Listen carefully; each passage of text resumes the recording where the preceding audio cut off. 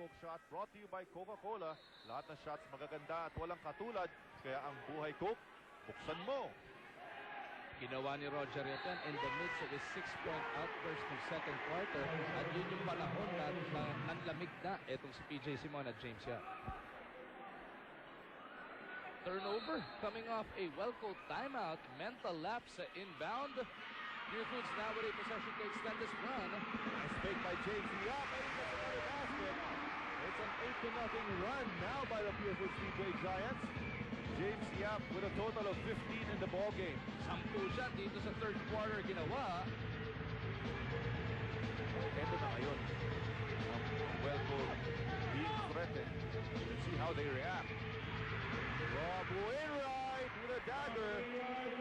Another TM threat for Rob Wainwright. And that will be the 5th triple para dito kay Rob Wainwright, breaking the well-called silence matapos silang bitawan ng 8-0 run ng Pure Foods.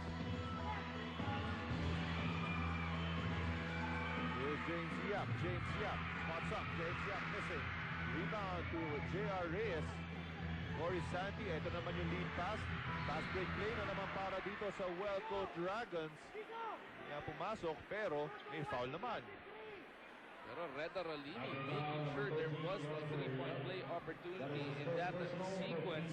As titignan nga niya yung pito na merong body of foul kay Roger Yap underneath. Hinabol pa rin niya yung bola dahil baka sakaling mahuli pa ni Wainwright yung layup. What about Rob Wainwright? Nakita nga natin nagkakaroon ng run. Tinigil na yun. Binuhusan niya ng malamig na tubig. Itong mga higante with a 3-point basket as you take a look at Froilan Bagyon.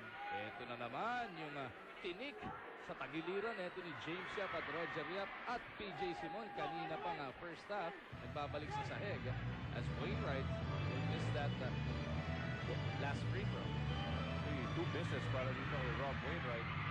There's James Yap. Ito na nga si Bagyon. Kaya sabi mo na, James Yap, wala yung kanyang tira. John Dad Salvador, putan, no good. Agawa ng bola. Napunta kay Lanete. Lanete, oh, another try. This time a success from Reda Rolini. At yung hinihingi mo na aggressiveness dun sa hustle board natin mula sa Pure Foods, ito pinakikita na nila. Grabbing 3 straight offensive boards in that sequence. Well, Reyes, pal-pal na naman ang inabot kay Rolini. Here's the fast break play para sa Pure Foods. Chico Lanete, diretso, wala. Jonathan Salvador with a rebound and a putback. Patuloy ang pananalasa dito ng Pure Foods TJ Giants. How will Wellcoat handle the pressure? It is a 12-3 run ngayon para dito sa Pure Foods TJ Giants. Tignan natin kung meron pang sagot ang Wellcoat. Ito, nakasona ulit dito ang Pure Foods PJ Giants. Here's Santi to the corner. Wainwright drives inside. Layup is good. Rob Wainwright again providing the answer para sa Wellcoat Dragons. 21 puntos na para dito kay Wainwright. Siya nga yung pumukul kanina ng 3. Ngayon, inside incursion naman. At sa kanya lang yung 5 puntos dito sa 12-5 run ng Pure Foods. And almost every possession, the ball is in the hands of James Yap. Intis na naman. Ito na si John Dad Salvador with another offensive rebound.